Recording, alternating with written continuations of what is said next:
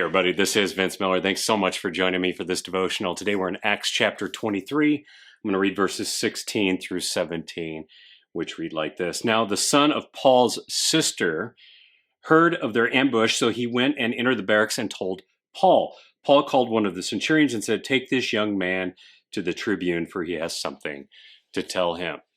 Now there are a couple of things about this text and the next section that are pretty interesting. First, we learn that Paul has a sister and a nephew that lives in this town. Now, how do we not know this? Like all of a sudden, Dr. Luke, the author, inserts some of Paul's family into the story. And we learn that Paul's nephew, this young man, hears about the plan of the 40 men who want to kill him, and he's basically going to rat them out. But even more interesting to me, you will watch as three groups of people try to do what they perceive to be right in their eyes. I mean, each group has its own justifiable reasons for its position. Jews believe that they're right and justified. The Roman government is doing what they believe is right and justified. And Paul is going to do what he believes to be right and justified. And stubbornness leads to the stalemate between all these parties. And as we read ahead, you will see that Jews are not going to give in. The Roman government is not going to give in, and Paul is not going to give in. And because of this, Paul will remain under arrest for about 2 years while this stubborn stalemate plays out.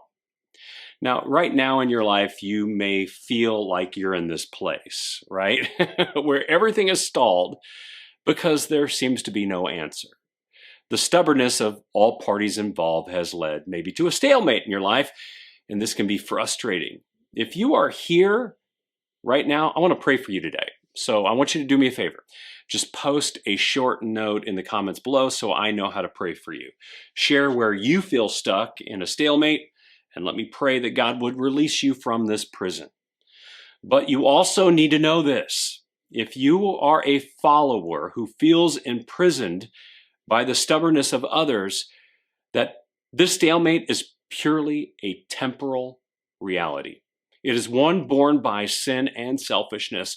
For regardless of how much you feel imprisoned by the stubbornness of others, there is another reality that you must embrace. It is a heavenly truth that supersedes your present circumstances. And Jesus said it this way.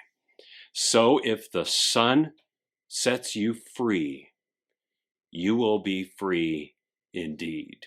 And that's your reality. Thanks for joining me today. I hope you have enjoyed it. If you have, share it with someone you know who maybe feels like they're stuck in a stalemate. And with that, I'll see you right back here again tomorrow.